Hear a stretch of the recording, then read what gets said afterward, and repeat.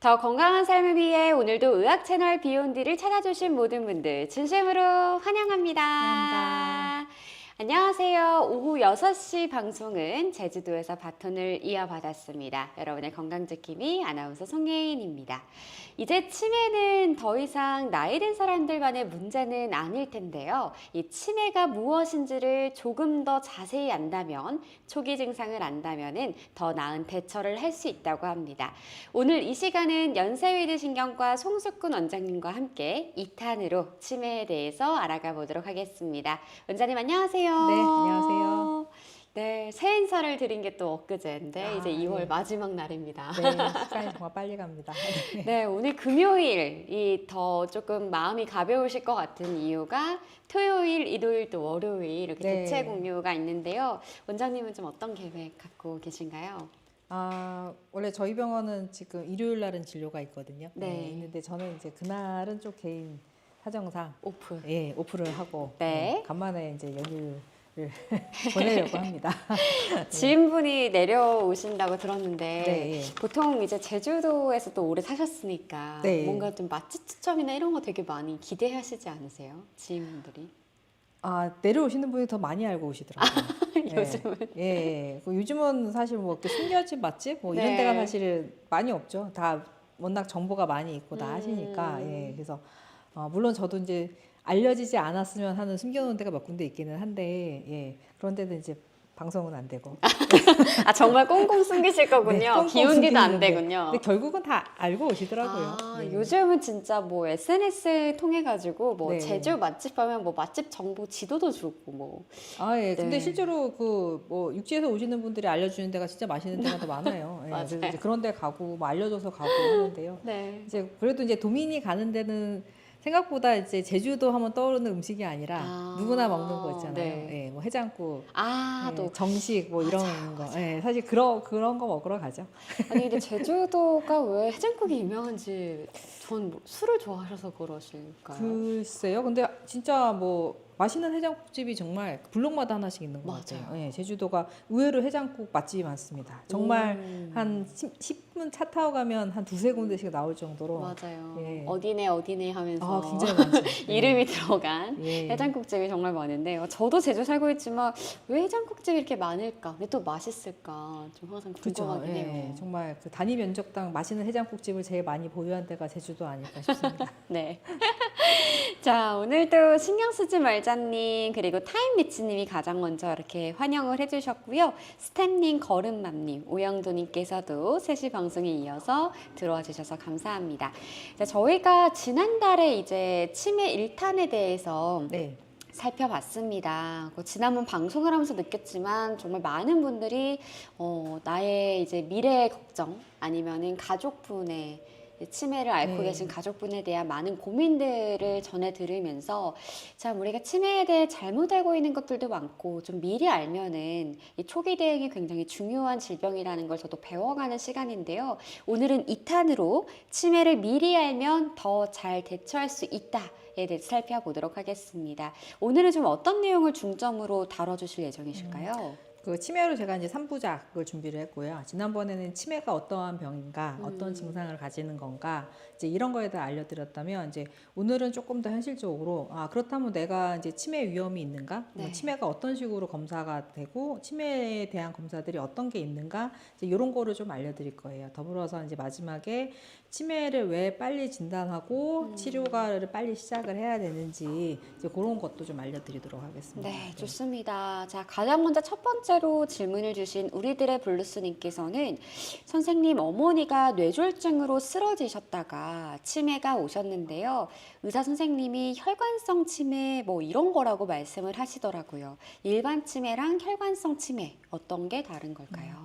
지난 시간에도 좀 설명드린 게 있었는데요. 사실 치매 안에도 종류가 굉장히 많습니다. 그래도 그 중에서 이제 제일 많은 거는 알츠하이머 치매라고 해서 신경 자체가 점점 이렇게 퇴행해서 오는 치매가 있고, 반면에 이제 두 번째로 많은 게 혈관성 치매인데, 말 그대로 이제 뇌의 혈관이 막혀서 또는 혈관이 터져서 혈관이 손상이 되고, 그로 인해서 그 혈관으로 먹고 살았던 신경들이 손상이 돼서 2차적으로 오는 치매, 이제 이렇게 이해하시면 되겠어요. 그래서 그 애초에 치매라고는 하지만 사실은 이제 원인이 이제 다르고요. 예, 그러다 보니까 이제 경과도 다르고 그 다음에 효과를 보이는 약도 다릅니다. 근데 혈관성 치매도 사실 딱 얘기가 어려운 게 그 안에 또 사실은 무수히 굉장히 많은 여러 가지 아형들이 있습니다. 그래서 뭐 뇌경색 때 오시는 치매 항상 또 어디 부위에 혈관성 문제 생기에 따라 다르기 때문에 이제 뭐 혈관성 치매면은 딱 이렇게 좋습니다. 이렇게 단박에 말씀드리긴 좀 어렵고요. 예. 아마 그거는 이제 여러 가지 임상 양상이라든지 혈관성 문제가 어디 생겼는지 이제 이런 거에 따라서 더 이제 평가를 해야 될 것 같습니다.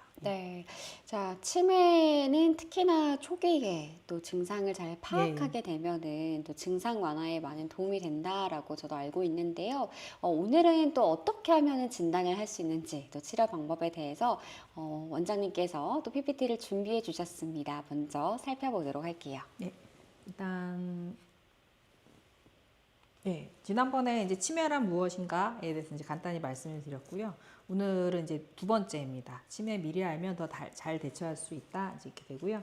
저는 잠깐 말씀드렸던 거 다시 이제 복습을 하신다면 치매라는 게 이제 A, B, C가 있는 게 결국 이제 D 치매로 해당이 됩니다. 그래서 일상생활 수행 능력도 떨어지고 행동 증상도 나오고 그다음에 인지 기능의 문제도 떨어지고 이제 이런 것들을 다 있을 때 치매다 얘기하는데 아무래도 이제 그 중에서도 사실은 인지 기능이 제일 중요하거든요. 뇌 기능이 객관적으로 떨어져 있는 사람에서 나머지 것들이 이제 충족이 될 때 치매라고 하기 때문에 그래서 어쨌든 치매에 대한 검사들이 있지만 그 중에 제일 중요한 건 요 인지 기능이라고 하는 부분이 제일 중요합니다. 그래서 실제로 이제 저는 치매가 걱정돼요 또는 치매로 갈 것 같아요라고 하셔서 오시면 일단은 이제 의사 입장에서는 실제로 이게 치매에 합당한 증상인지 이제 그거를 이제 환자분하고 가족분들한테 여러 가지 이제 여쭤보고요. 이제 그 다음에 이제 기본적으로는 진찰 이런 걸 하게 되고 그 다음에 넘어가는 게 그 아까 이제 인지 기능을 보기 위해서 인지 검사를 시행하게 됩니다. 근데 실제로 인지 검사에도 종류가 굉장히 많이 있습니다. 그래서 뭐 그 가끔 도에 따라서는 이제 제주도 같은 경우는 65세 이상이시면 어느 정도 간단한 거는 무료로 해드리기도 하거든요. 그래서 그런 거를 이제 선별 검사라고 해서 간이 정신 상태 검사, 그다음에 자주 하는 건 아니지만 몬트리올 인지 평가 뭐 이제 이런 것들이 있습니다. 그리고 그거보다 이제 더 단계가 올라가서 신경 심리 검사라고 하는 것들이 조금 이제 정밀한 인지 검사라고 이해하시면 돼요. 그래서 앞에 이제 선별 검사들은 실제로 대부분이 한 15분 이상을 잘 안 넘어갑니다. 검사가 되게 이제 짧게 끝나고 대신 항목도 작고 사실 말 그대로 선별검사처럼 이 사람 치매 가능성이 있냐 없냐 이제 이 정도를 아는 거지 엄청 자세한 인지 기능 평가를 하기는 조금 어렵다는 게 있습니다. 다만 이런 선별검사에서 좀 경계선상에 있어요, 좀 안 좋아요 이러면 그때는 이제 그 정밀한 신경심리 검사를 하셔야 될 필요가 있고요.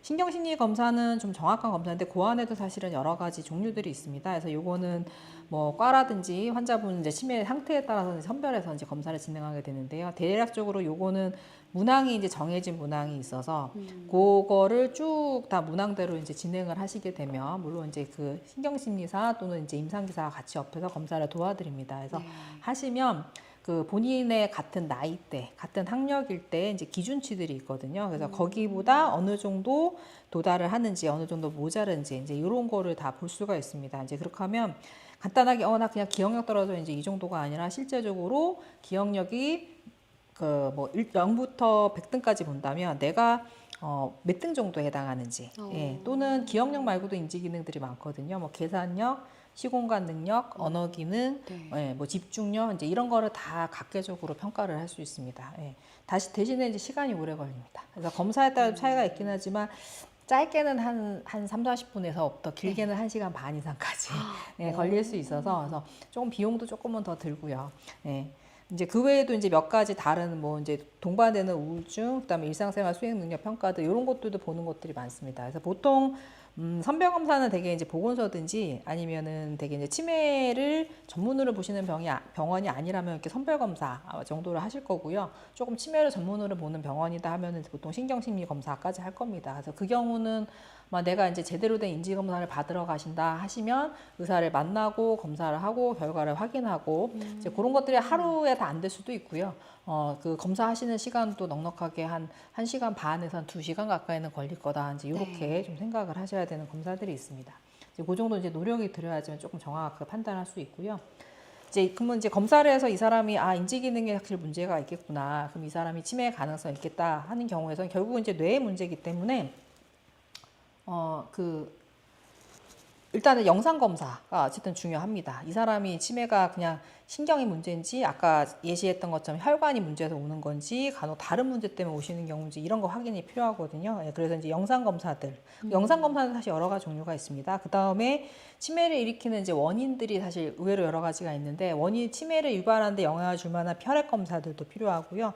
또 이제 유전자 검사하고 미리 이제 그 제일 많은 알츠하이머 치매라는 거에 원인이 되는 것도 미리 선별적으로 알 수 있는 혈액 검사들도 있습니다. 그거 외에 이제 눈으로 보는 영상 검사가 아니고요, 뇌 이제 기능을 보는 뇌파 검사 이제 이런 것들을 시행하시는 경우도 있어요. 특히 이제 혈액 검사 같은 거 하면은 어떤 분들은 내가 혈액 검사 왜 해야 되냐, 네, 그렇게 하시는데. 뭐 여러 가지 이제 기본적인 혈액 검사가 필요하기도 하지만 그 중에서 특히 이제 알츠하이머 치매 같은 경우에서는 그 아포의 유전자라는 거를 사실 많이 합니다. 네, 그래서 아마 이제 이미 하신 분도 많이 계실 거고요.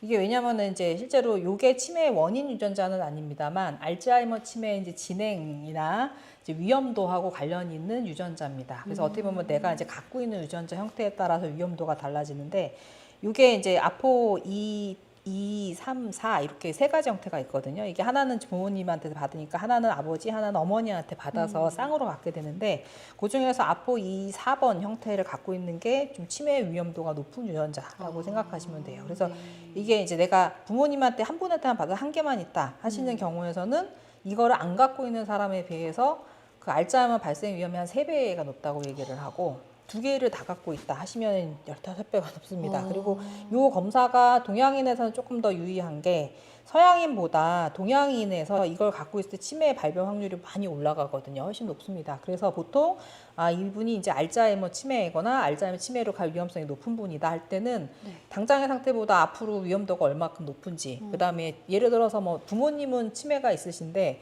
그럼 나는 어떤가요? 나는 앞으로 치매가 위험성이 얼마큼 높나요? 이제 이런 거를 판별하는데도 어느 정도 이제 도움이 될 수 있습니다. 그래서 요거는 이제 위험도를 평가하는 거고요.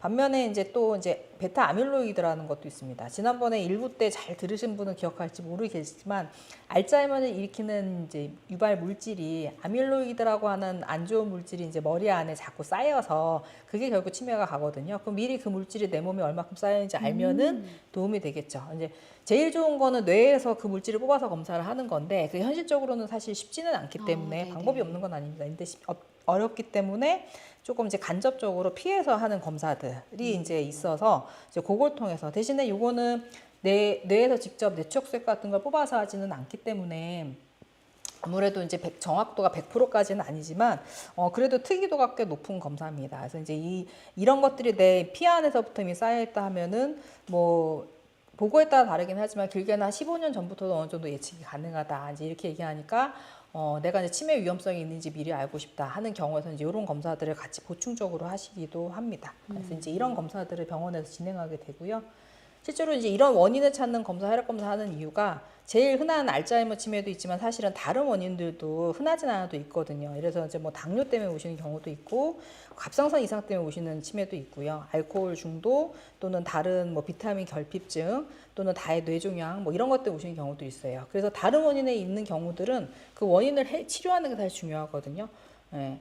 얼마 전에도 조금 인지기능하고 보행이 있어서 저한테 오셔갖고 검사를 했는데 진짜 멀쩡하게 걸어오셨거든요. 검사했더니 뇌종양이 나와서 수술 받으러 이제 육지로 가신 분도 계십니다. 그래서 사실 이제 그런 것들이 검사를 안 했으면 지금 몰랐겠죠. 이제 그런 경우들이 있습니다. 그래서 이제 치매가 그러면 진단이 됐다. 그럼 어떻게 하냐? 치매 이제 치료를 해야 되죠. 안타깝게도 아까 이제 원인을 제거할 수 있는 원인을 가진 치매는 치료도 가능한 치매도 있습니다. 하지만 많이 보시는 이제 알츠하이머 치매 또는 혈관성 치매 이런 경우는 완치는 어려운데 어쨌든 최대한 경과를 늦추고, 그러니까 내가 치매 때문에 5년 뒤면은 일상생활 잘 못할 거를 그걸 7년, 8년 이렇게 이제 늦춰주는 게 목표입니다. 그래서 이제 약물 치료하고 비약물적 치료로 이제 병행을 하는데요.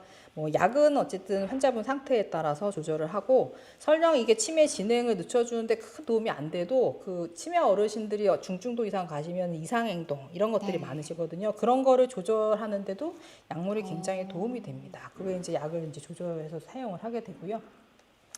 비약물적 치료도 사실 필요한 게 이제 소위 이제 치매가 치료가 되지 않으니까 할 수 있는 방법을 다 동원한다고 생각하시면 돼요. 그래서 결국 이제 뇌의 문제니까 약도 쓰고 운동도 하고 머리 쓰는 것도 하고 우리 뇌는 자꾸 써야 사실 좋아지거든요. 그다음에 이제 어르신들이 이제 아무래도 혼자 뭔가 새로 배우거나 훈련하기가 어려우시니까 그런 사회적 지원도 도움이 되고 또는 이제 가족 돌봄이 어려우신 분도 있잖아요. 이제 그런 것들 때문에 이제 나라에서 이렇게 노인장 요양 서비스도 지원을 해드리고 치매 안심 센터도 있고 이제 이런 것들을 다 합니다. 그런 거를 이용할 수 있는 거를 다 하시는 게 좋죠. 그럼 그게 이제 왜 필요하냐라고 한다면 그럼 나는 왜 치매를 지금 빨리 진단해야 돼 하시는데 네. 이게 치매는 어쨌든 진행하는 병이거든요. 빨리 진단이 돼서 빨리 치료를 하면 경과가 좋습니다. 그래서 이게 보면은 예를 들어서 같은 이제 두 분이 있을 때 같은 치매가 있으신데 치료하지 않으신 분이 이게 파란색 선으로 쭉 내려가신다면 초기에 발견해서 치료를 하시잖아요. 경과가 늦춰져요. 그러면 당장은 차이가 없어 보여도 치료한 분하고 치료 안 한 분하고 2년, 3년 지나면 차이가 엄청 많이 납니다. 그렇네요. 그렇죠. 예. 그래서 초기 빨리 찾아서 빨리 약물이나 이런 걸 빨리 시작하시기 굉장히 예후가 좋고요. 그럼 나는 이미 치매가 2, 3년 지나서 늦은 거 아니야? 그래도 늦게라도 시작하시면 계속 안 하신 부분보다는 나아요. 네. 예, 그래서 중간에 늦게 발견을 해서 치료 시작점, 주황색 점에서부터 시작하신 분도 안 하신 분보다 낫지만 처음부터 했던 분보단 떨어지죠. 예, 그렇죠. 그래서 무조건 빨리 찾아서 하시는 게 좋고요. 두 번째는 그러면 나는 약을 그동안 잘 먹었으니까 이제 약 안 먹어야지라고 하시면 다시 진행이 빨라집니다. 예, 그래서 초기부터 빨리 진단이 되고 빨리 약을이나 이제 치료를 시작하고 그걸 꾸준히 유지하시는 게 제일 좋다. 이제 이거고요. 문제는 이제 진단이 돼야지 약을 먹는 거고, 그럼 나는 치매가 아닌데 약을 미리 먹는 건 어때 하시는 분이 있거든요. 네. 근데 사실 그거는 사회 비용적 어떻게 보면 이제 낭비예요. 그다음에 약이 내가 필요한 사람이야지 먹어야 되는 거지 필요 없는데 계속 먹는데 나중에 봤더니 난 치매 아니네. 그럼 나한테 필요 없는 약을 드시고 필요 그죠. 없는 돈과 노력을 들이시는 거니까 초기 진단을 정확히 받는 것이 사실은 중요합니다. 예. 그러면 이랬을 때 효과는 뭐냐? 실제로 요거는 조금 지난 연구이긴 한데요. 우리나라에서 이제 했던 거거든요. 그래서 그 치매 치료 안 했던 분하고 치매하고 3년 후부터 치료를 시작했던 분하고 이제 보니까 나중에 8년 지나서 보니까 가족들이 돌보는 시간도 치매를 했던 분은 7,800시간이 덜 쓰고 그다음에 돈이 들어가잖아요. 간병하시고 네, 그죠, 돈이 그죠. 덜 들어가고 그다음에 결국은 나중에 치매가 한참 진행이 되면 되게 이제 요양원 이런 데 가실 텐데 그런 것도 훨씬 더 반 이상 적고 예, 실제로 이런 효과가 있어서 결국은 빨리 진단을 받고 내가 치매가 맞다면 빨리 진단을 받고 빨리 치료를 시작하시는 게 나를 위해서도 좋고 가족에도 좋고 그게 결국은 사회에도 도움이 되고 예. 이제 그러기 때문에 국가적으로 또 치매 조기 검진하세요, 치매 일단 진단 받으세요, 약을 처음부터 빨리 드세요 하는 이유가 이제 다 이런 이유가 있었을 겠습니다. 그렇군요. 네. 지난번에 1편 때도 이제 치매에 대해서 알았을 때 초기 발견이 굉장히 중요하다는 네. 걸 느끼긴 했는데 오늘도 이렇게 직접 그래프로 보여주시니까 일단은 조기 발견이 굉장히 중요하고 지속적인 치료가 그렇죠. 또 나중에는 시간차를 뒀을 때 엄청나게 또 차이가 그럼요. 나네요. 예, 예. 당장은 차이를 못 느껴도 2년, 3년 지나면 진짜 차이가 많이 납니다. 네, 끝까지 좀 치료에 네. 더 매진을 해야겠습니다. 자, 푸른님이 너무 좋은 방송입니다 해주셨고요. 또 많은 오늘 고민들이 올라왔는데요. 네. 먼저 숙자님께서 할머니가 뇌졸중으로 쓰러지셨다가 회복이 되셨는데 원래 온화하셨던 할머니 그대로이신데 저랑 동생에 대한 기억이 싹 날아가셔서 저랑 동생을 동네 꼬마 정도로 취급하십니다. 엄마가 미혼인 줄 아시고 아빠는 삼촌 아들로 인식하고 계세요. 뇌졸중 후유증으로 치매가 오기도 하는지 진행을 더 늦출 수는 없는지 고민이 됩니다. 아마도 제가 영상을 본 건 아닌데 네. 아마 말씀하신 거 봐서는 그 뇌졸중이 하필이면 이제 기억력 쪽과 관련된 게 오신 게 아닌가 싶어요. 예. 그 어르신한테는 할머님은 사실 이제 기억이 날아가셨으니까 네. 예.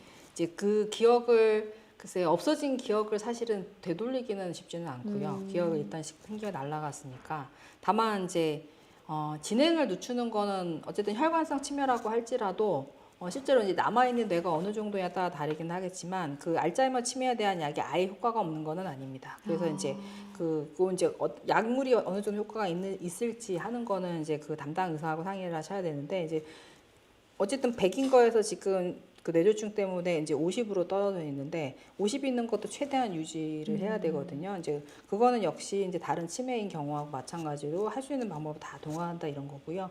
이제 지나간 기억은 사실 없앨 수 없지만 어르신이 어쨌든 남은 시간이 있으시잖아요. 이제 그 시간을 그래도 최대한 이제 좋은 기억으로 좀 채워 주시면 좋을 것 같고, 어르신 입장에서 생각을 하시면, 그러니까 할머니 입장에서 한번 생각을 해보세요. 할머니 입장에서는 뇌졸중 오기 전에는 우리 나이 든 아들, 우리 이제 어린 손자 이제 이렇게 있었는데, 뇌졸중 딱 오고 나서 보니까 시간이 날아가셨잖아요. 네. 어르신 입장에서는 아들 얼굴 보면 아들 같은데 나이가 많이 들어있단 말이죠. 내가 기억하는 아들은 되게 어린애, 젊은 친구였는데, 그러니까, 비슷한 얼굴에 다른 애인가? 이제 이렇게, 내 조카인가? 이제 이렇게 생각을 하시는 거고, 그 손주분도 사실 기억이 날아갔으니까, 예, 목소리나 이제 이런 거 듣고서, 우리 손주인가? 근데 얼굴이 다르지? 이제, 아니면 내가 비슷한 다른 애인가? 이제 이렇게 네. 생각을 하실 거예요. 근데 이제 그렇지만 기억에 날아갔다고 제가 표현을 해도, 사실 이제 왔다 갔다 하시는 거지 아예 없어진다 이런 건 아니거든요. 이제 그래서 끊임없이 이제 작은 부분이라도 새로운 기억을 다시 이제 자꾸 이제 알려드리고 하시는 게 이제 필요합니다. 네. 참 영화로도 많이 다루는 소재가 또 그쵸. 치매잖아요. 예, 예. 근데 들을 때마다 참 마음이 아픈 그런 질병인 것 같아요. 기억이 날아간다. 뭔가 나비가 되어 날아간 것처럼. 네. 네, 그래도 이제 작은 기억들로 많은 추억을 또 쌓으시면 좋겠다는 생각이 들고요. 아름답다님은 선생님 친구가 알코올 중독, 치매, 아무튼 알코올 관련 문제가 좀 심각한 수준인 것 같아요. 자꾸 기억력도 안 좋아지고 술을 끊는다더니 다음날 아침에 몰래 술을 마시고 있고 그래서 어떻게 해야 나아질 수 있을지 고민입니다. 네. 술 끊는다고 얘기를 하시는 거 봐서는 방법을 알고 계시는 거죠. 술을 끊으셔야 돼요. 술이 원인이구나는 알고 그쵸. 계신 예, 거네요. 예, 알고 있는 거죠. 네, 근데 뭔가 이제 사실 방법들을 알고 계신 경우들이 많거든요. 근데 그거를 실천을 하지 못하는 게 문제지. 알코올성 치매가 분명히 있습니다. 실제로 이제 알코올성 치매 같은 게 어느 단계 이상을 넘어가게 되면 사실 돌아갈 수 없는 영역까지 이르게 되거든요. 굉장히 경과가 안 좋습니다. 요즘은 그런 분들 사실 보기는 어려운데, 네네. 근데 저는 이제 예전에 이제 수련할 때 그런 분들을 몇 번 본 적이 있어서, 예, 가족이 같이 살기가 어려울 정도, 예, 이제 성격 변화와 여러 가지들이 아이고. 오셨는데요. 예, 그래서 어쨌든 술을 끊으시는 게 방법입니다. 안 좋을 수 있는 건 피하시는 게 제일 좋습니다. 안 좋은 걸 다 하면서 좋은 걸 한다? 그거는 효과가 거의 없다고 보시면 돼요. 당연히 이제 좋은 거는 뭐 이제 치매가 있다고 하시면 이제 약물도 있고, 그 다음에 이제 운동도 하시고, 뇌를 이제 훈련하는 것도 하시고 다 하시면 좋겠죠. 그렇지만 제일 안 좋은 것부터 끊으시는 게 우선은 이제 제일 중요합니다. 예. 이런 경우는 좀 친구로서 어떻게 도움을 주면 좋을까요? 실제로 이제 중독이라고 얘기를 하잖아요. 네. 정확히 알코올은 이제 의존성이라고 얘기하지만, 이제 본인의 혼자 의지로 어렵다 하시면 결국은 도움을 받으셔야 됩니다. 그래서 전문가의 도움을 받으셔야 돼서, 뭐 알코올만이 아니고 다른 약물이라든지 다른 중독들도 다 마찬가지입니다. 요거는 사실 지역의 보건소를 가시면 대부분의 보건소에서 중독 치료 이제 이런 거에 대한 상담센터 이런 거를 네. 운영을 하시거든요. 이제 그런 데 가시면 본인 중독 가는 거 끊는 거 도움도 드리고, 만약에 이제 조금 더 전문가증이 필요하다면 정신과나 이렇게 중독 관련 치료 받으시는 데까지 지원까지도 안내해 드리고 이렇게 합니다. 네, 그래서 이거는 보통은 이제 정신과에서 이제 요 중독 관련 치료들을 하시는데, 이쪽에 지원을 받으시는 게 필요합니다. 그래서 중독을 끊는 여러 가지 상담 치료 더불어서 약물 치료도 사실 필요하거든요. 이제 네. 이런 거를 같이 하셔야 돼요. 혼자 힘으로는 아마 좀 어려운 단계를 넘어가신 게 아닌가 싶습니다. 그래도 이런 친구가 있다는 게 그렇죠. 또 네. 정말 든든한 부분인데 소중한 친구의 손을 잡고 선생님께서 가보십시오. 말씀하신 예. 도움을 받을 수 있는 곳에 가셔서 좀 이렇게 단호하게 끊어내시면 참 좋겠습니다. 벚꽃나무님께서는 할아버지가 뇌출혈로 쓰러지신 뒤로 이 중풍 후유증을 겪고 계십니다. 발음이 많이 어눌해지셨고요. 신체 마비 증상도 나타나는데 이 중풍 후유증은 어떻게 치료하면 좋을까요?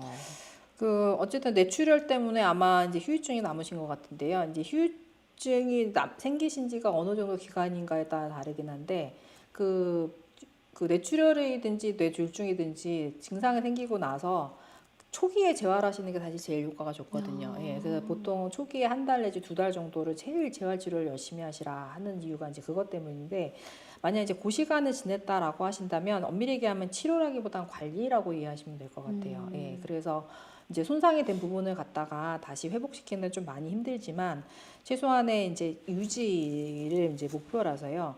근데 이 부분은 사실 환자분 상태에 따라 좀 다르신 것 같아요. 발음이 어눌했다고 하시는데 아예 언어 장애가 있으신 정도는 아니신 것 같아서 발음에 대한 연습들도 사실은 가능하거든요. 이게 이제 지역에 있는 이제 재활의학과 병원 이런 데 가시면 언어 치료가 가능한 곳이 있습니다. 소위 이제 언어 재활 이런 것도 받으실 수 있고요. 그 다음에 이제 재활의학과 가시면 하시는 게 내가 이제 마비가 있는 상태에서 그럼 나한테 가장 효과적인 이제 재활 운동이 어떤 거냐 할 때 그 환자분 상태에 맞는 맞춤 운동을 알려주는 게 사실 재활의학과 선생님들이 네. 하시는 일이거든요. 이제 그런 도움을 받으시는 게 일단은 제일 좋지 않을까 싶습니다.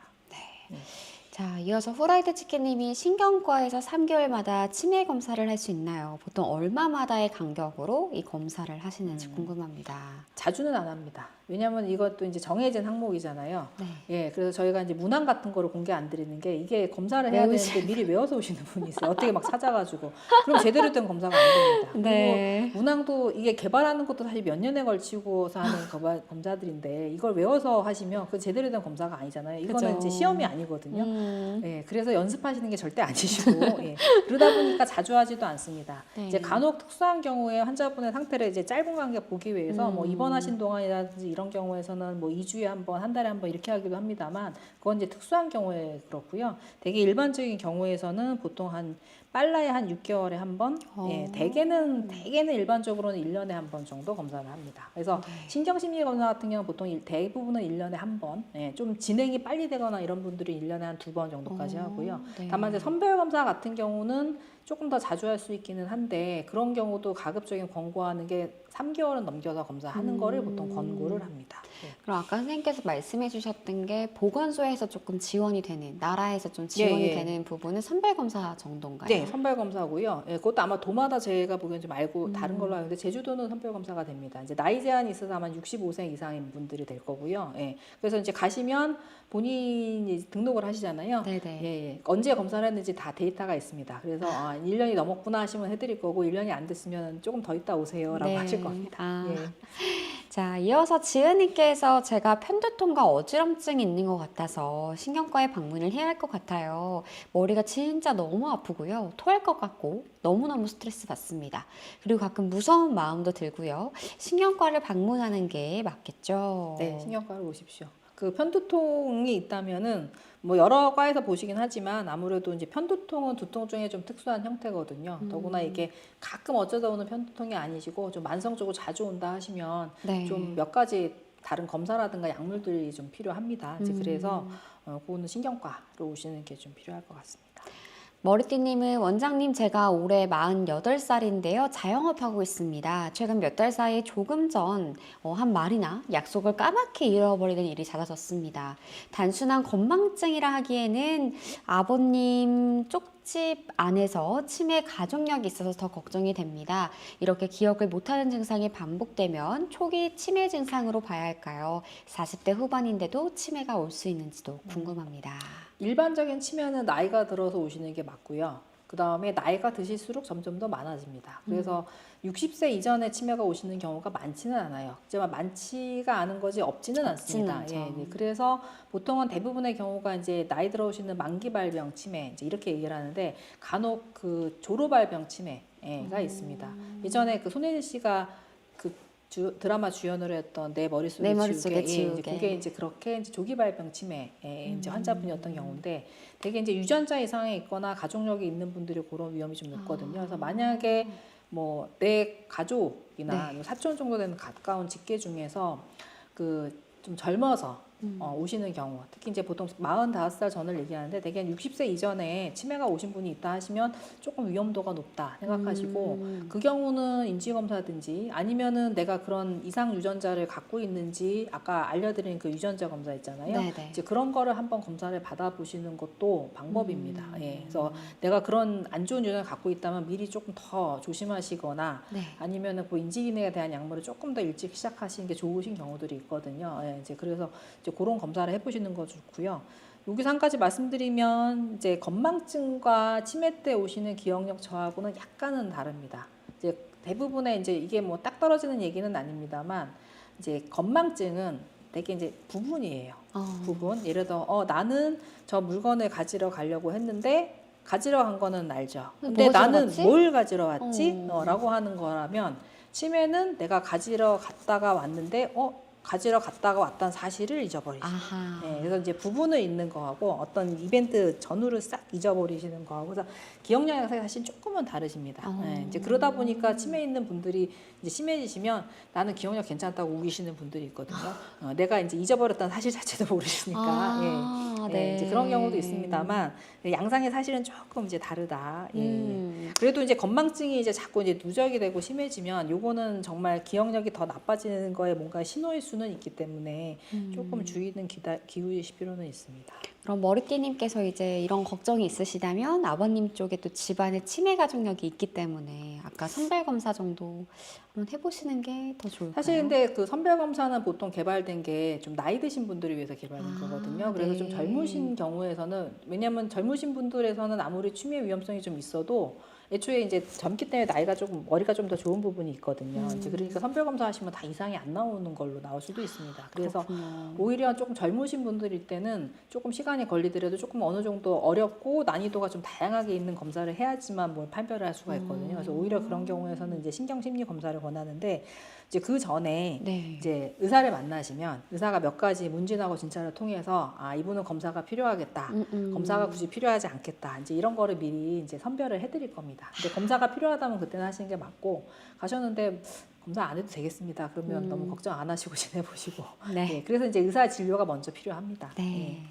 자, 무스르님은 선생님 암은 운이라던데 치매도 그런 건가요?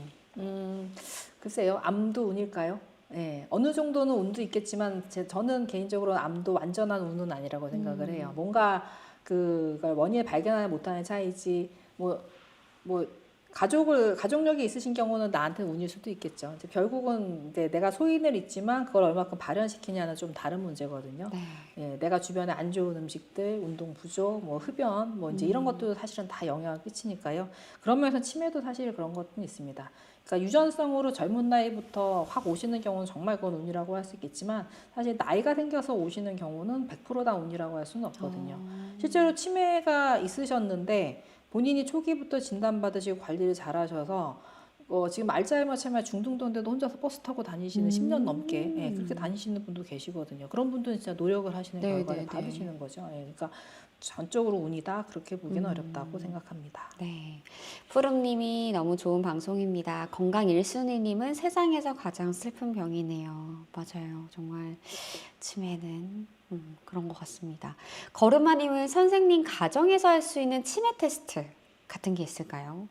치매 테스트라고 하기는 좀 그렇고 대개는 이제 본인이 인지하신다기보다는 이제 가족들이 뭔가 이상하시네라고 인지하시면 그때는 이제 치매를 한 번쯤은 생각해 보셔야 되는데 이제 그럴 때 가족들이 이제 확인해 보실 수 있는 게 아까 제가 이제 건망증하고 기억력저하가 좀 다르다고 했잖아요. 네. 아무래도 인지하기 편하신 게 이제 기억력이다 보니까 저는 이제 보통 말씀드리는 게 소소한 거 말고 집안에 이제 중요한 이벤트 같은 거 있잖아요. 가족들이 이제 외식을 했다든지 병원에 갔다 오거나 진료를 받으러 간 것도 좀 인상적인 일이죠. 이제 그런 거가 있고 나서 한 2, 3일 정도 지나서 아버지 우리 2, 3일 전에 어디 갔다 왔었죠? 그거 뭐 했었는지 기억나세요? 이런 거 한번 넌지시 물어보시는 것도 방법일 것 같아요. 이제 그랬을 때 진짜 그래도 대충 아시면은 되는데 어디 갔었지? 분명히 인상적인 건데도 근데 뭐 했지? 우리 만났었나? 뭐 이런. 이제 그런 얘기를 하시거나 또는 이제 단어 같은 거 얘기하실 때 있잖아요. 근데 대화하는 것도 사실 되게 중요한데 말을 할 때 이게 쭉 대화가 이렇게 스무스하게 연결이 돼야죠. 이렇게 서로 이제 주거니 받거니 이런 대화가 되던 분이 어느 날 이제 물어보는 것만 단답형으로만 대답하시고 뭔가 자꾸 대화가 산으로 가고 얘기하다 자꾸 끊어지고 막 얘기하시는데 대답은 아니 이렇게 하고 말고 이러시면 뭔가 이상한 거죠.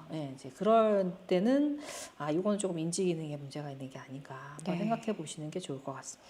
저는 이제 치매가 내 스스로 이게 치매일지 아닌지를 좀 확인할 수 있는 그런 판단도 중요하지만 특히 가족이나 좀 주변 사람들의 관심도 굉장히 많이 필요한 질병인 것 같아요. 실제 어르신들 같은 경우는 이렇게 선별검사 기회도 있고 하니까 이제 보건소 가서나 아니면 이제 병원 오서 받으시면 되고요. 문제는 이제 젊으신 분들인 경우가 이제 문제인데 결국은 이제 내가 의심하는 것보다 사실 다른 사람들이 봐주는 게 좀 정확할 수가 있거든요. 예, 그래서 내가 뭐 나는 괜찮다고 생각했는데 다른 지적하거나 네. 나도 이상하다 생각했는데 친구가 너 좀 예전보다 좀 달라진 것 같아 이런 네. 얘기하시면 이제 그거는 정말 한번 진료를 보러 오셔야 될 사인이라고 생각합니다. 네.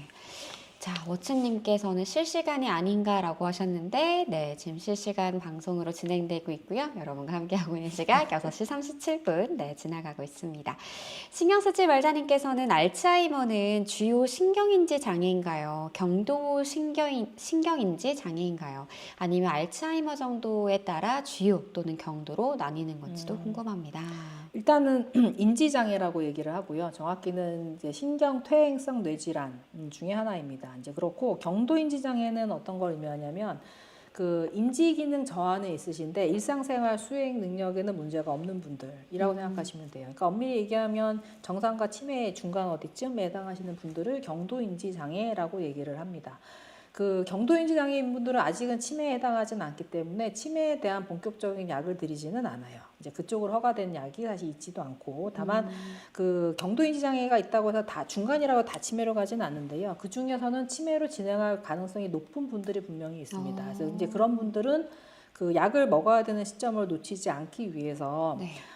이제 주기적으로 병원 진료라든가 이제 검사 이런 거를 조금 더 주기적으로 하실 필요가 있고, 그 다음에 이제 그런 분들에서 이제 치료약은 아니지만 몇 가지 이제 뇌기능 개선제들 또는 이제 치매로 진행하는 거 어쨌든 최대한 늦추기 위한 몇 가지 이제 방법들, 그분이 갖고 있는 여러 가지 위험 요인들 제거, 이제 이런 거를 위해서 좀 노력을 기울입니다. 예. 네. 이제 그런 면에 정도인 장애고요. 치매에도 분명히 단계가 있습니다. 그래서 간단하게는 경증, 중등도, 중증 이렇게 보통 세 가지 단계를 보는데요. 뭐 이제 신경과에서는 그 이제 1단계에서 5단계까지도 나눠서 보기로 합니다. 예. 네. 자, 스탠님께서는 어머니께서 2년 전부터 치매 치료를 받고 계십니다. 기억력이 약해지면서 했던 말씀을 또 하시는 거는 괜찮은데 몇 개월 전부터 자꾸 윗집 사람이 와서 물건을 훔쳐간다고 말씀하세요. 한 번은 윗집에 찾아가서 난리가 났었는데요. 그때 이후로 윗집에 가신 일은 없었지만 윗집 사람들이 와서 물건을 가져간다라는 말씀을 계속 하시는 상황입니다. 본인이 물건을 치운다고 하시고 물건 둔 곳을 잊어버리시면 윗집에서 와서 가져갔다 이런 말씀을 하시는데 이런 증상은 치매에서 다 나타나는 건지 어떻게 치료를 하면 좋을지도 알고 싶습니다. 이게 일종의 이제 도둑망상이라고도 굳이 얘기할 수 있는데요. 생각보다 많은 분들이 많이 있습니다. 이제 이거 역시 어머니 입장에 생각을 해보시면 네. 어머님은 이제 기억력이 이제 중간중간 없어지시는 거죠. 어딘가 이제 물건을 두셨는데 되게 이제 기억력이 떨어지시는 분들은 잊어버릴까봐 더 숨겨두세요. 어르신들 왜 꼭꼭 이거 중요한 숨기셨군요. 거니까 중요한 직업이니까 누가 가져가면 안 되니까 더 숨겨야지라고 이제 숨기세요. 문제는 이제 숨긴 장소를 본인이 숨겼다는 사실도 잊어버리실 때가 있고 숨긴 장소가 기억이 안 나실 때도 있죠. 예. 그러면 이제 근데 어머님 머릿속에서는 내가 숨겼다는 사실 자체가 없어지신 거예요. 그러면은 어머니 입장에서 뭐냐? 내가 물건을 여기 갖고 왔던 건 기억이 나는데 어느 날 보니까 없어져 있는 거예요. 그러면 머리를 한참 생각을 하시겠죠. 나름대로는. 예. 근데 내가 어디서 숨긴 거는 기억이 안 나니까 그러면 결론은 하죠. 누가 가져갔구나. 네, 근데 누가 가져갔을까? 그럴 때 그 가져갔다고 생각하는 주체가 사실은 자주 만나시는 분입니다. 그래서 그 윗집인 경우는 많이는 없으신데 되게 자주 만나는 가족들. 그러니까 오히려 치매 있는 어르신을 잘 만나는 돌봐주는 오히려 내 돌봄이, 아들, 네. 가까운 며느리, 아니면 돌보는 요양사분들, 네. 네, 뭐 이게 돌봄으로 오시는 분도 있고 이제 그런 분들 또는 가끔 보는 이제 윗집 사람, 네, 이제 그런 분들이 이제 의심선상에 드는 거죠. 오히려 이제 2달 만에 만난 손주는 별로 의심되는 게 아니고, 네, 이제 그런 경우가 많습니다. 그래서 이제 어르신 입장에서 어떻게 보면 타당할 수도 있죠. 본인이 맞아요. 그런 생각으로 이제 귀추가 가시는 거니까 이제 그런 거에서 예방하실 때는 실질적으로 이제 그 잘 찾으시는 물건이 있어요. 중요하게 생각하시는 그런 물건들을 오히려 이제 장소를 딱 정해 두시는 게 좋습니다. 이건 사실 치매 이제 초기부터 하시는 게 좋은데요. 심해진 다음에는 그런 방법 학습하시는 게 잘 안 되시거든요. 치매되면 초기부터 지갑은 여기가 지갑 두는 자리, 여기가 어머님 가방 두는 자리, 이제 이런 식으로 딱 정해 두시고 웬만하면 항상 그 자리에 놓으시도록 하시고, 그 다음에 애초에 이제 물건을 많이 갖고 계시는 게 좀 안 좋습니다. 생각할 게 많으면 안 좋거든요. 그래서 조금씩 정말 쓰실 물건들만 간소하게 두시고, 복잡한 물건들을 사실 좀 정리하시는 작업이 필요한데, 그런 거 하실 때 중요한 거는 자녀분들이 사실 치우시는 거 권하지는 않고요. 어머니 입장에서 버려야 되는 물건들 있잖아요. 꼭 같이 버리셔야 됩니다. 네, 그냥 정리하시고, 엄마, 저 가방 필요 없어 제가 버렸어요. 얘기하고 가시면 어머님은 그때 응 하지만 며칠 지나서 그 가방 막 찾으러 막 그거 헤매고 어디 다니실 갔어? 거예요. 이렇게 하실 것 같아요. 예, 그래서 본인이 몸으로 하시는 거는 그래도 조금 더 기억을 하시기 때문에 예, 그래서 같이 정리하시는 게 필요하시고 그런 것들은 가급적 초기부터 하시는 게 좋아요. 근데 나는 이미 이제 초기가 지났는데 어머니가 이제 이제 와서 어떡하냐 하실 때도 좀 여러 번 걸려서 그렇지 치매가 진행했다고 해서 학습이 전혀 안 되시는 건 아닙니다. 다만 한 치매가 없으신 분은 한두 번이면 끝날 게 치매 초기시면 한 서너 번이 필요하신 거고 네, 네. 중등도가 넘어면 대여섯 번이 필요하신 거죠. 이제 그러니까 좀 귀찮고 좀 짜증이 나고 속상하시더라도 요 물건을 여기에 두는 거예요라고 하는 걸 자꾸 이제 알려드리고 중요한 거는 그 와중에 사실 보호자분이 알려주시는 분의 태도가 중요합니다. 똑같은 거 하더라도 이제 속상하시니까 오히려 가족분들이 이거 여기다 두는 거랬잖아요. 왜 다른 사람을 의심해요 하는 거랑 어머니 이거는 여기 물건 두는 거예요. 네, 다른 사람이 가져가신 거 아니래요. 어머님이 잠깐 착각하신 것 같아요. 하는 거하고 내용은 같지만 태도는 완전히 다릅니다. 그게 왜 중요하냐면 치매가 있으신 분들은 기억력은 떨어지시지만 감정은 없어지지 않습니다. 그래서 어떤 얘기를 들었을 때 사실은 언어 능력, 기억력이 떨어지니까 나머지 것들을 정보를 습득하려고 하시거든요. 그게 이제 비언어적 정보를 습득하십니다. 그래서 네. 저 사람이 하는 내용을 다 이해를 못 하셔도 말투, 얼굴 표정 이런 거 가지고 표현을 하시고 그다음에 저 사람이 왜 나한테 화를 냈는지는 기억은 안 나시는데 화를 냈다는 그 감정 상태는 기억을 하시거든요. 그쵸. 예. 이제 그러기 때문에 보호자분들 가장 가까운 보호자분을 자꾸 의심하고 싸우게 되는 게 사실은 그런 감정들이 쌓이는 것도 영향이에요. 그래서 같은 말을 하셔도 좀 부드럽게 그다음 어르신이 사실 그럴 수 있구나 하는 거 좀 이해하시고 그다음에 여러 번 알려드릴 거다 마음으로 해주시면 점점점 조금씩 계속 좋은 쪽으로 가실 겁니다. 네, 정말 서로가 좀 많은 노력을 네. 해야 하네요. 또 그 네. 감정도 많이 해야 사실 그래서 되고. 가족분들이 힘든 질환입니다. 예. 그렇네요. 네. 워츠님은 선생님 저는 20대인데 상황이 너무 심각해져서 무섭네요. 자꾸 방금 생각한 것도 까먹고 생각하고 있는 것도 까먹을 때가 많습니다. 간단한 단어 같은 것도 너무 안 떠오르고요. 이러다가 치매가 될까 봐 무서운데 뭐가 문제일까요? 몇 년째 증상이 점점 심해집니다. 젊으신 분이 사실 치매 때문에 오실 가능성이 높지는 않은데요. 실제로 이제 그 치매처럼 유사하게 보이는 기억력 저하, 소위 이제 정확히는 이제 집중력 저하라고 얘기할 수 있겠는데 그러신 분들이 요즘 많아요. 소위 뭐 디지털 치매 이러시잖아요. 뭐 거기에 대해서는 여러 가지 이제 얘기들을 많이 하시지만 저는 신경과 의사로 생각하는 게 그 뇌에 뭔가 담아 놓으시는 게 좀 많아서 그러실 것 같아요. 특히 요즘 젊은 분들은 실제적으로 뇌가 용량이 무제한이진 않습니다. 뇌도 이제 용량이라는 게 있거든요. 네. 그래서 컴퓨터를 비유하자면 너무 많은 정보들을 갖다가 이렇게 뇌한테 넣으면 뇌는 중요한 것만 기억하려고 하거든요. 그러니까 중요하지 않은 것들은 자꾸 지우려고 합니다. 왜냐하면 용량 제한이 있으니까 비워놔야 되잖아요. 네네. 그러니까 뭐 다들 아시다시피 핸드폰 옛날 때는 전화번호 뭐 20개씩 외웠는데 요즘은 핸드폰에 저장해 놓으니까 굳이 외우려는 노력을 안 맞아요, 하잖아요. 맞아요, 예, 맞아요. 그런 거와 마찬가지입니다. 다른 방법이 있으면 뇌는 굳이 기억하려고 안 하거든요.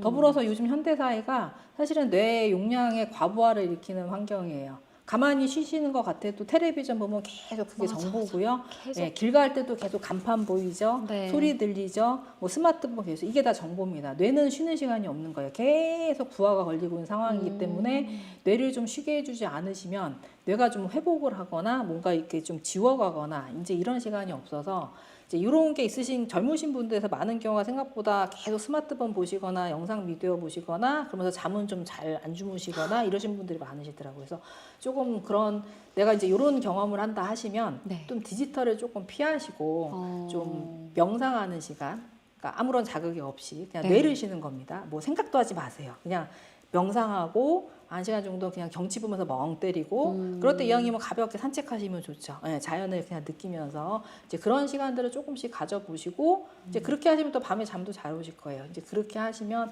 뇌가 좀 회복이 되는데 많이 도움이 되실 것 같습니다. 네, 디지털 디톡스가 좀 필요한 시대네요. 네. 이 말씀을 들으면서 저도 굉장히 제 뇌에게 미안한, 네. 너무 미안하다 이런 마음이 들었습니다. 심장충격님께서는 원장님 경도인지 장애 진단을 받은 경우에 알츠하이머 약을 처방한다고 하던데 약은 얼마나 먹어야 하는지 궁금합니다. 그리고 약을 오래 먹거나 약이 안 맞는 경우가 생길 수 있는 부작용 어떤 게 있을까요? 엄밀히 얘기하면 경도인지 장애라고 하시면 알츠하이머 약을 드리진 않습니다. 알츠하이머 약은 어디까지나 알츠하이머 치매 내지는 알츠하이머 치매약에 도움이 되겠다 하는 치매일 때 드리는 거고요. 다만 이제 예외적으로 경도인 장애가 있으신데 아까 이제 유전자 형태라든가 결국은 어차피 지금은 경도인 장애이지만 결국은 알츠하이머 치매를 거의 가겠다 하시는 정도분만 좀 빨리 드리거든요. 예. 약을 만약 드셔야 된다면은 어쨌든 그거는 약을 아까 말씀드린 이유 때문에 시작이 된다면 쭉 드시는 게 좋습니다. 물론 약이기 때문에 약에 안 맞는 분들이 있어요. 근데 생각보다 요 인지기능 저하에 대한 약들은 엄밀히 얘기하면은 부작용이 그렇게 많은 약들은 아닙니다. 사실 우리가 이제 먹어야 되기 때문에 많은 경우가 위장장애, 뭐 약 때문에 약간 어지럽다 이런 게 있으시지만 결국 뇌에 부족한 부분을 보충해 주는 약이거든요. 애초에 내 몸에 없던 걸 넣는 게 아니라 뇌에 부족한 걸 더 넣어주는 약이기 때문에 그렇게 뭐 부작용이 많은 약은 아닙니다. 그럼에도 불구하고 부작용이 있다면 이 인지기능에 대한 약도 한 가지만 있는 건 아니거든요. A란 형태, B란 형태 여러 가지 형태가 있고 하기 때문에 이제 충분히 그거는 이제 다른 약제도 바꾸면 좋아지시는 분들이 많기 때문에 이제 그 부분은 의사하고 잘 상의를 하시면 좋겠습니다. 예전보다는 약들이 이렇게도 많이 개발되고 했기 때문에 선택지는 많이 넓습니다. 네. 건강 1순위님은 주변에 추천할게요. 감사한 방송 이렇게 해주셨는데요. 이제 구독자가 189만, 이제 곧 200만이 될 것 축하합니다. 같습니다. 네. 그래서 여러분들 많이 좋아요와 구독, 공유해 주시면 좋겠습니다. 특히 이 치매 방송은 저희가 다음 달에 3탄도 준비되어 있긴 하지만 네.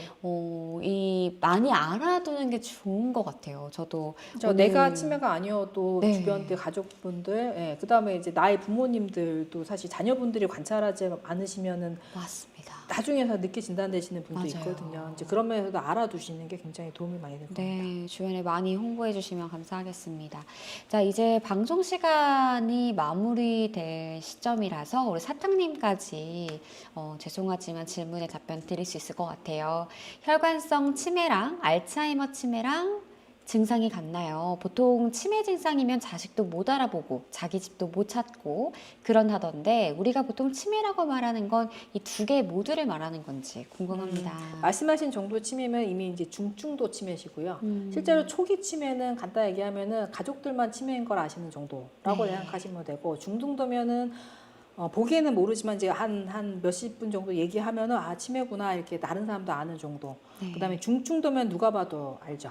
이렇게 이제 집도 못 찾으신다 하시면은 이제 심한 치매입니다. 사실 이 정도면 이미 되게 많이 진행하신 경우라 생각하시면 되겠고요. 혈관성 치매도 종류가 많고요. 사실 알츠하이머 치매 안에 타입이 여러 가지가 많습니다. 그래서 증상은 구분되는 경우도 있지만 사실 제일 정확한 거는 MRI가 사실 필요합니다. 그래서 치매 진단 받을 때 어떤 치매인지 알기 위해서 한 번은 영상 검사를 권하는 이유가 이런 치매 여러 가지 아형들을 구분하기 위해서 필요합니다. 네, 간단히 빠르게 한번 해볼까요? 네, 치매 환자분 많이 보시나요? 많습니다. 네. 요즘 특히 이제 고령화 사회가 되면서 연세 드신 분들 많으시잖아요. 예, 그러니까 그만큼 치매분도 많으신데 반면에 또 사실은 이제 의료 기술이 좋아지다 보니까 약도 많이 드시고 관리도 또 많이 하고 하셔서 잘 주변에서 친구들은 잘 모르고 지내시는 분도 많습니다. 네. 그리고 치매 환자에게 하면 안 되는 행동이나 말이 있을까요? 치매 있는 분들은 본인도 사실은 어느 정도는 아시거든요. 내가 이상하다는 걸 아세요. 아예 모르진 않으세요. 그걸 이제 무시하고 거부하려고 하시는데 자존감을 떨어뜨리는 걸 하시면 안 좋습니다. 기억력이 나빴다고 해서 그것도 기억 못 하시면서 왜 그러셨어요? 거봐요 내가 뭘 했어요. 이런 거는 환자분이 더 위축되게 만들고 자기가 있다는 걸 더 숨기고 이러시거든요. 예. 그래서 치매분이 얼마나 사실 되게 당황스러운 상황인지를 좀 이해를 해주시고 되게 이제 말 그대로 자존감이 떨어지지 않게 아무리 기억력이 없어도 그분의 그 인권이라든지 뭐 이런 것 욕구 이런 것들이 어디 가는 건 아니잖아요. 이제 그래서 자존감을 좀 높여주시고 하시면은 좋겠습니다. 고령에 치매지면 보통 치료는 어떻게 하나요? 암일 때는 고령이시면 치료를 안 한다고 하던데. 치매가 단계에 따라서 사실 쓰는 전략이 달라지긴 합니다만 어쨌든 초기부터 쓸수록 좋기 때문에 어쨌든 계속 쓰고요. 중간에 중단을 안 하는 건 아까 말씀드린 것처럼 중단할 때 치매 진행이 빨라지거든요. 이제 그래서 가급적이면 이제 유지를 하고요.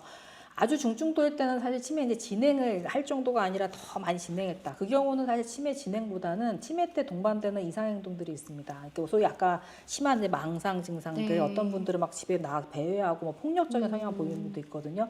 이제 그런 이제 행동 이상 행동까지 보인다. 그런 것도 다시 조절을 해줘야 됩니다. 이제 그런 것도 약물이라든지 여러 가지 방법을 통해서 조절이 필요합니다. 네. 대사 질환이 없는 경우라면 치매 위험이 조금 덜할까요? 그건 맞습니다. 실제로 위험도 중에 특히 그 대사 중에서 특히 당뇨 같은 경우는 당뇨, 그다음에 고혈압, 고지혈증 이거 다 치매 위험도를 다 높입니다. 특히 당뇨는 압도적으로 많이 높여서요. 내가 그런 대사 질환이 있다라고 하시면 조절을 하시는 게 좋습니다. 우리 뇌도 결국 우리 몸의 일부거든요. 예, 몸이 안 좋은 사람이 뇌만 좋기는 어렵겠죠. 예. 맞아요. 자, 오늘 슬픈 병 감사합니다. 많이 배웠습니다. 감사해요. 라고 해주셨는데요. 오늘 또 50분이라는 짧다면 짧은 시간이지만 또 모든 분들에게 또 답변을 해주신 우리 원장님께 감사드리고요. 치매에 대해 자세히 알아가고 있습니다. 또 다음 달에 저희 3탄으로 그때는 살짝의 스포를 부탁드리면. 그 걱정하시는 치매 네. 예방을 위한 방법들, 예, 그거를 최대한 많이 알려드리도록 하겠습니다. 좋습니다. 여러분 좋아요와 구독, 알림 설정 해주시고요. 다음 달에 또 치매 3탄으로 방송할 때 여러분들 많이 들어와 주시면 감사하겠습니다. 평안한 밤 보내시길 바라면서 오늘 이 시간 연세의대 신경과 송숙군 원장님과 함께 했습니다. 감사했습니다.